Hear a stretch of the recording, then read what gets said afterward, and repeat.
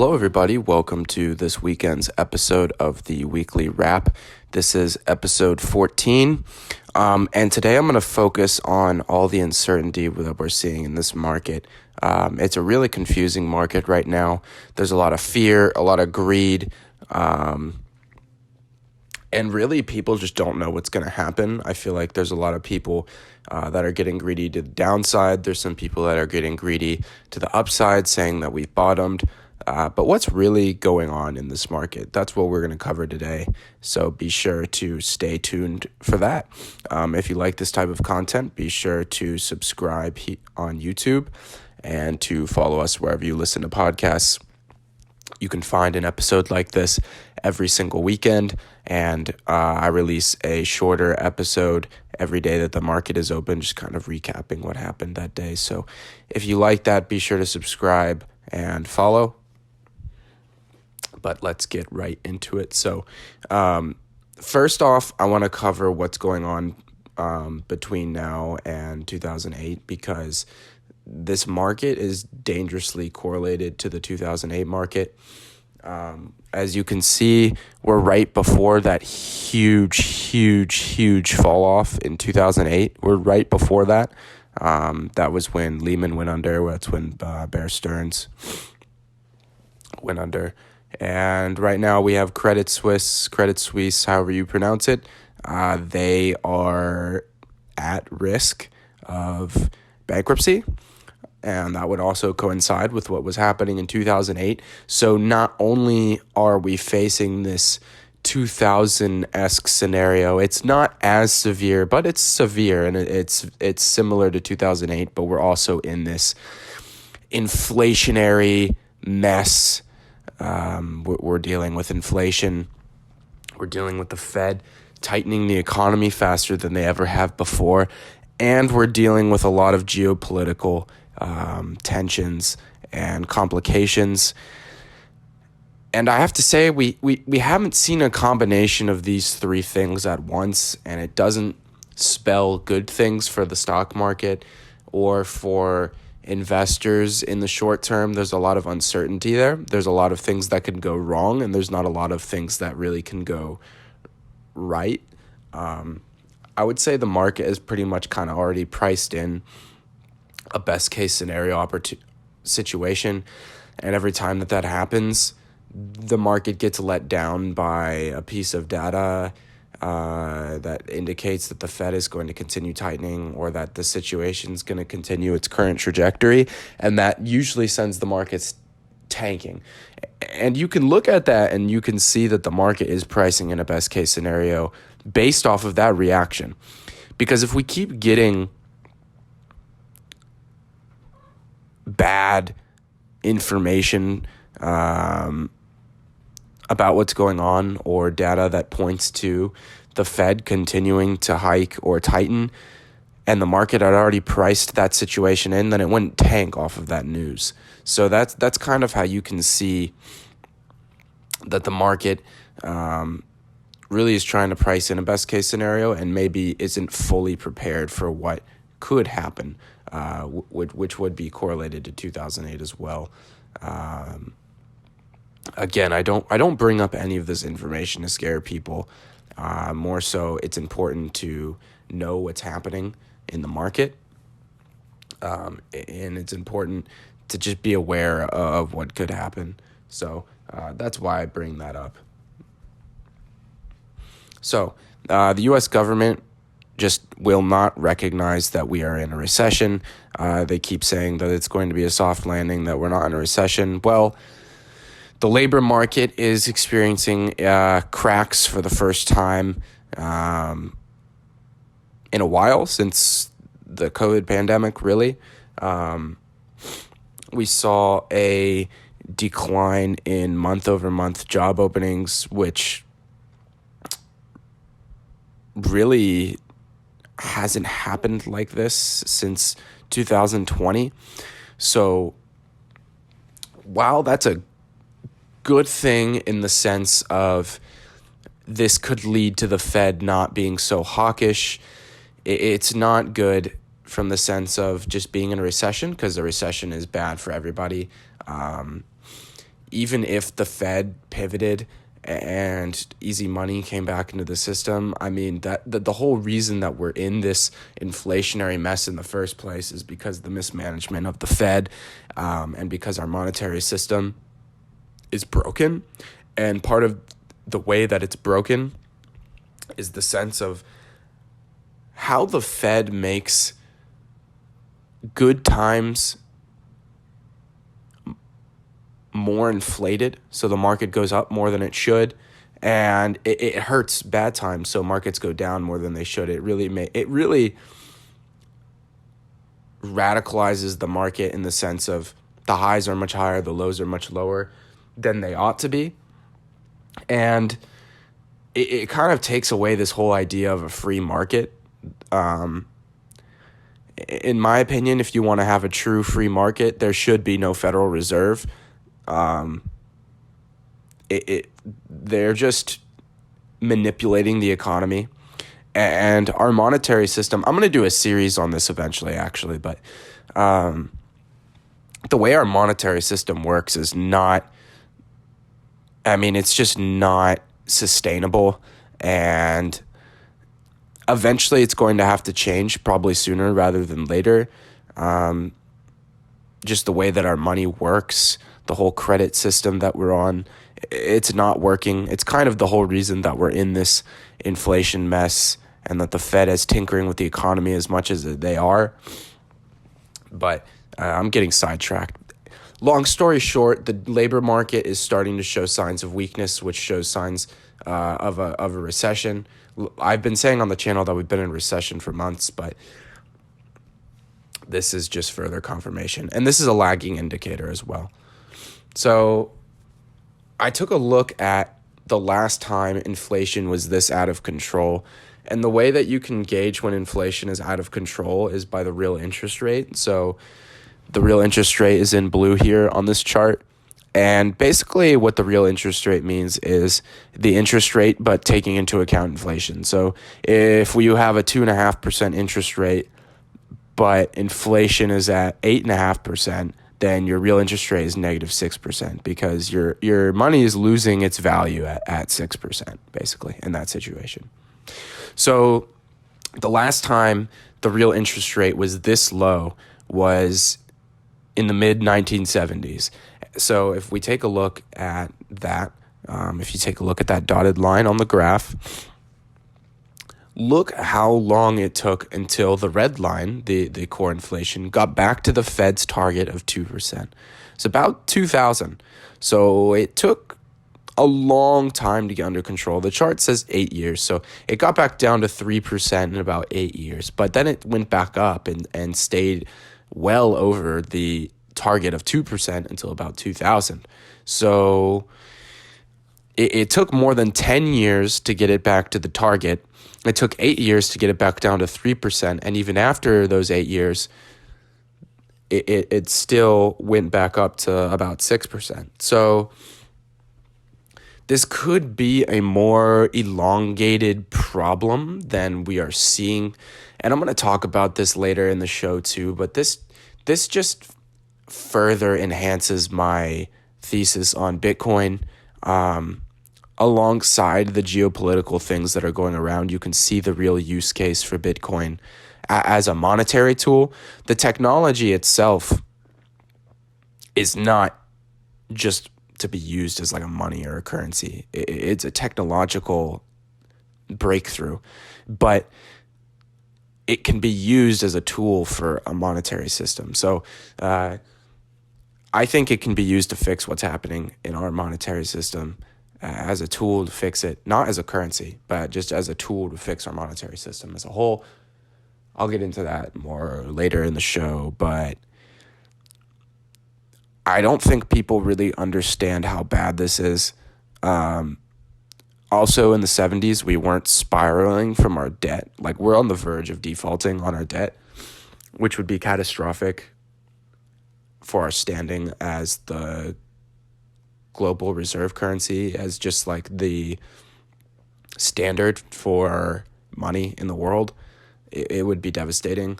and we weren't facing the same types of issues in the 70s as we are now as far as debt goes. So it's not good.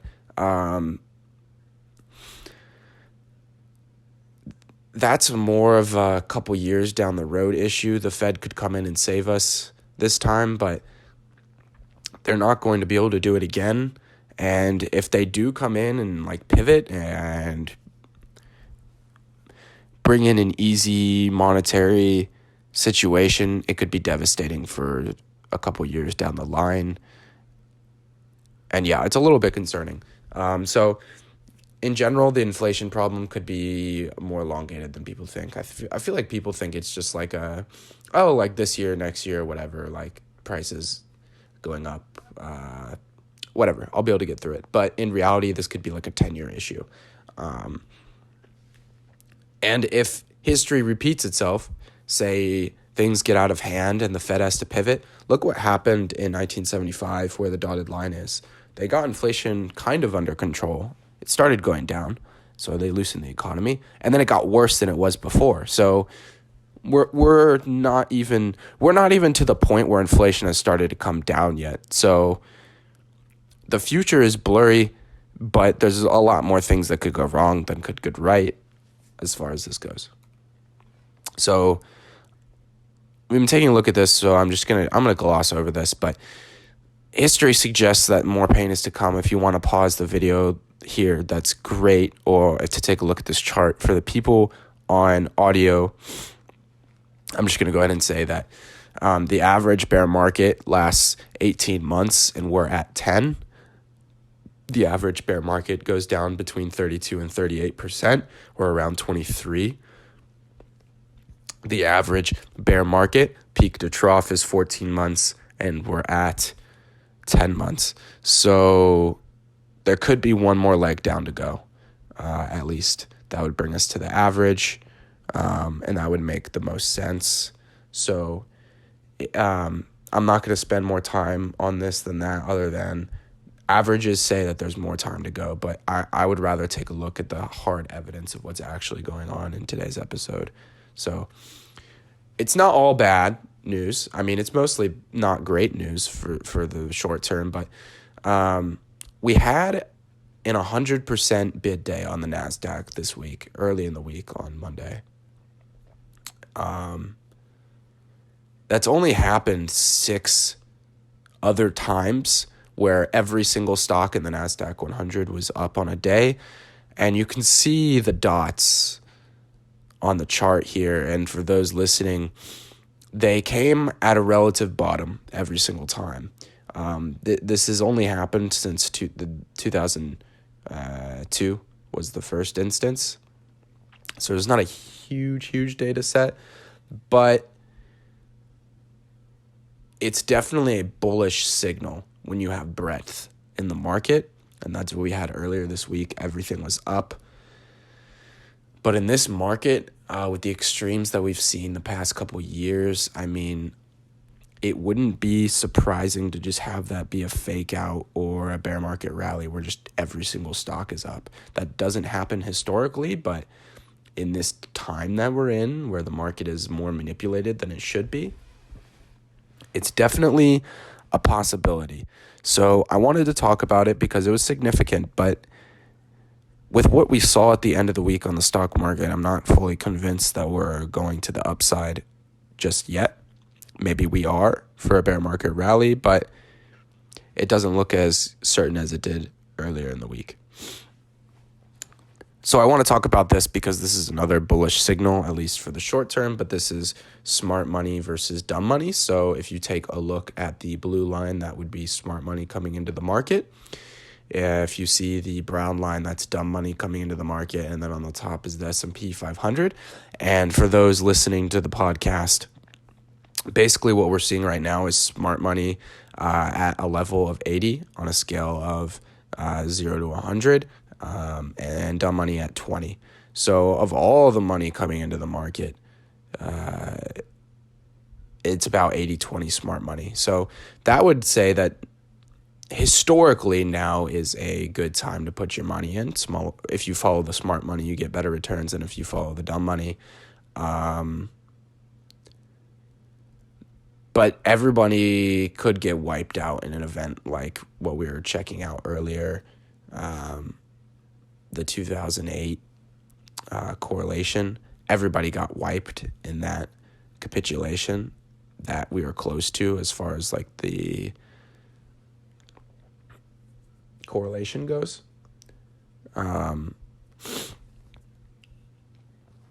So it's kind of an uncertain time. That's why I titled this episode what I did. We're just taking a look at all the different signals, but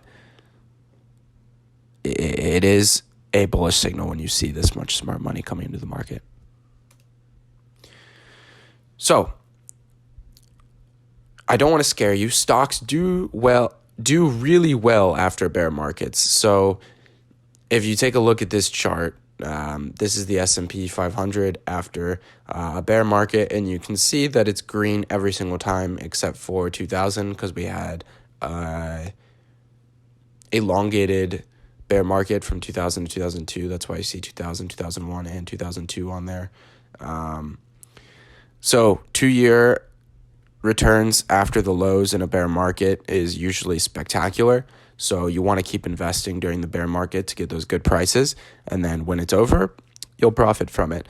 And you can buy on the way back up too, and you'll get those good prices. But I'm of the belief to just buy every single month in my longer term accounts. So like a Roth IRA, an HSA, a 401k, I am allocating the same to every position no matter what.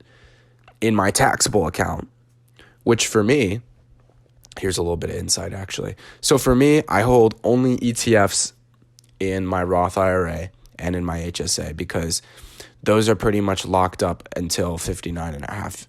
So I don't really want to mess around with singular companies because a lot can happen in 35 years, which is when I'll be able to access those funds. So I only buy ETFs in those. In my 401k, similar situation, won't really be able to take advantage of that until I am of retirement age, 59 and a half. And so I only have mutual funds. In my personal brokerage, taxable, can access those funds at any time. I mix ETFs and companies, just singular stocks. And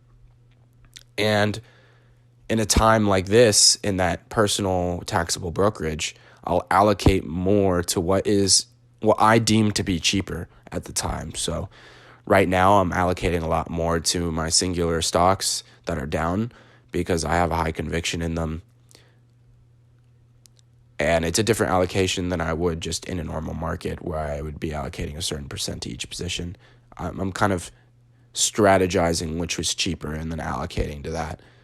Whereas in my other accounts, my longer term accounts, I'm just allocating what I do every single month, no matter what, and they're all ETFs. So trying to position myself so in this situation, when the bear market bottoms, I can profit the most while having the least real risk. So I'm still holding a lot of like ETFs, indexes, mutual funds. But then I have that support from the individual stocks I've been investing in while the market's been down, and maybe they can supercharge me up.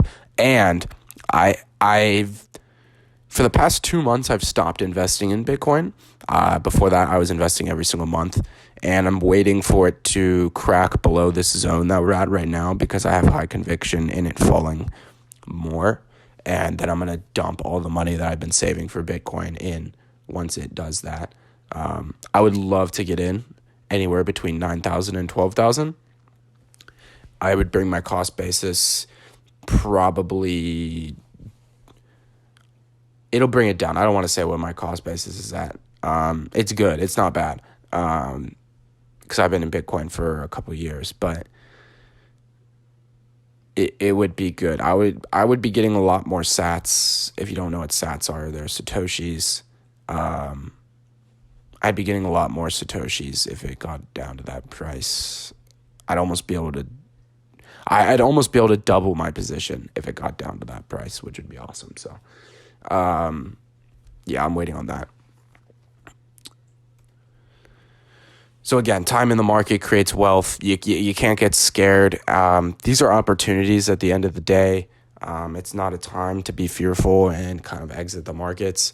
If you look at, so this is similar, a little bit different than the bear markets, but this is when the S&P 500 is down 25% or worse since 1950. And you can see every single time after 10 years, it's green heavily.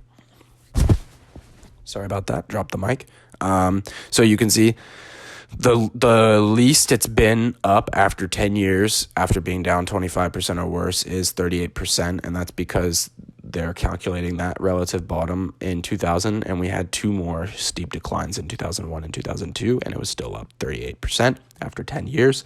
You can see after the global financial crisis, it was up 209%. And we've been making a lot of correlations with that market. So if you bought all the way down and waited 10 years, you'd be up 210%. And then if you look at the 70s, it was up 188%. In the 80s, it was up 400%. So, I mean, you can see, I don't have to explain it to you. You can see here the data proves that if you just are patient, just leave your account, let it sit, you're going to make a lot of money. So now is not a time to be fearful. Now is a time to be greedy.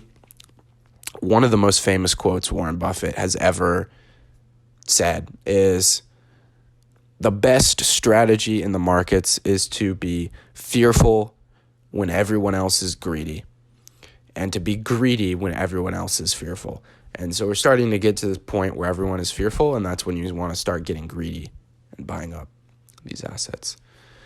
So yeah, there's a lot of tough things going on right now, but if you just stick to your plan, the data says that you're going to be better off. So again, so this is just a zoomed out chart of the S&P 500 from 1986 to 2022. And you can see here just a visualization of what I mean, that these huge dips or crashes are followed by massive rallies that make the dips seem small. And looking back, you're always like, damn, I wish I would have invested more during those times. And we're in one of those times right now. We are right in one of those times where you'll look back and you'll be like, if only I had invested more during that time. If only I could have just known that it was going to be okay, that prices were going to go back up. And the thing is even if our monetary system, like, this is my belief, and people might call me naive for this, but even if the monetary system collapsed or completely revamped, I think that owning assets is still your best bet, and owning stocks is still a good bet. And people might think that that's crazy, but our whole society operates off of this market. Everything you do is through one of these companies in this collection of companies in the S&P 500. And the majority of the weighting in the S&P 500 is in a couple companies that we cannot live without, and that will still be here even if the monetary system completely changes. Apple, Microsoft, Tesla, Google, Amazon. These companies will be here no matter what. We need them to be able to function as a society. So I think when you see a decline in their price, at this point, it's only an opportunity, because I believe we're in the later stages of capitalism. I don't think this is what our founding fathers envisioned when they created this system that we have in the U.S. They didn't imagine the scale to which we would reach as a nation. And similarly, I don't think they realized how big corporations would get, because there was no such thing as a corporation at the beginning of our version of capitalism. Our system was more meant for small businesses, honestly, and not really meant for the likes of Apple and Facebook and Microsoft and these trillion-dollar corporations and entities. And so I think that we can't always look back on history to know what's going to happen next. Future returns does not correlate to, or historical returns does not correlate to future returns. And I think that corporations eventually will outlast governments. And so in that sense, I would rather own the corporation and keep buying it as its value goes down. That's my personal opinion. Obviously, you don't have to agree with me, but that's just my kind of thought on it. So midterm election cycles, we've been taking a look at this too. Obviously, at the end of the year, there's usually a rally, and in a midterm election cycle, at the end of the year, there's a bigger rally. We kind of thought that was coming from what happened earlier last week. We kind of thought that that's what we were going to see, but it turned out the market reversed really fast. So I don't know if we're going to see a rally into the end of the year. It's possible that we get clobbered in October and then rally in November, December or something. I don't know. There's too much time. There's too many variables to be able to predict exactly what's going to happen. But history tells us that there's usually a rally at the end of the year, especially in a midterm election year. So I just wanted to mention that in the episode. And then obviously breaking above the 200 moving average would be our big bullish signal. We've been talking about that as well. I'm not going to spend too much more time on that today because I want to get into the charts. So let's get into the charts. So here is Apple. Apple is back on top of their low right here. This was the low from June, so they haven't got back there yet. But if Apple breaks through this low and breaks through this low right here and starts going towards the 120 or just, let's actually see, where would it go?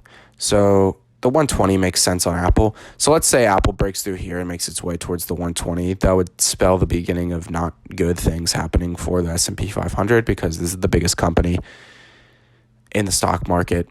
So yeah, there's really not much else to say about Apple other than it's sitting on this support, and if it breaks through, the S&P 500 would get punished.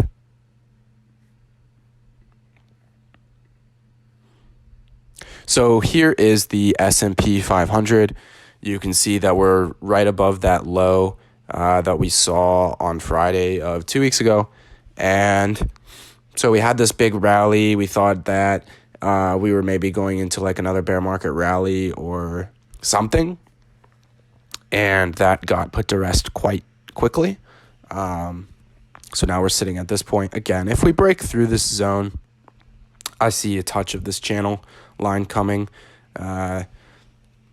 Whether we find support before the channel line, that definitely could happen, but I just have this feeling that we got to come back to the channel line.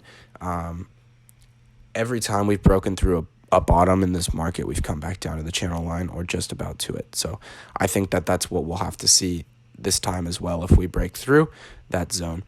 Also, I wanted to take a look at the VIX because it looks like it's kind of wanting to push through this resistance. It's hard to, you can't really do technical analysis on the VIX, but it's been getting stopped around 38, between like 35 and 38. And I think it wants to push through that and maybe make a significant move, which would spell kind of a drop-off. So that would correlate with a drop-off happening like right here in the S&P 500. And then Bitcoin. So we've been talking about Bitcoin this week. It's at this trend line. It's not able to get through it. And if the market falls, I think Bitcoin has to come with it. And if it falls through the 17.5 to 17.7 zone right here, there's no support for it until you get to like 9,000 or 12,000. And that's what we've been talking about on the channel. So Bitcoin is also looking bearish. There's a lot of things right now that just look short-term bearish. And sometimes that's where the rallies happen. There's a lot of smart money coming into the markets right now too, like we discussed. But technically speaking, looking at the charts, it looks bearish. I mean, Bitcoin doesn't look bullish. If it breaks through the trend line, it'll look a little bit bullish, but it's not looking like it wants to do that. So, yeah, that's all I really have to say about Bitcoin. If you want to know some of my other thoughts on it, check out yesterday's or Friday's episode, because I talked about kind of what I could see happening in the next couple weeks on Bitcoin and the stock market and how they kind of correlate to each other. But I just wanted to get the general idea across for today's episode. So that'll do it for today's episode. Again, I appreciate you watching or listening to today's episode. Please subscribe on YouTube and follow us wherever you listen to podcasts. Be sure to stay tuned for next week. We'll have an episode for every day that the market's open. And until next time, thank you for listening.